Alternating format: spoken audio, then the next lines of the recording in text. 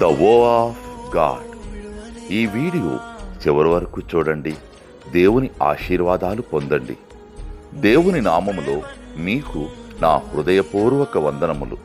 మిమ్మల్ని మీ కుటుంబమును దేవుడు బహుగా ఆశీర్వదించునుగాక.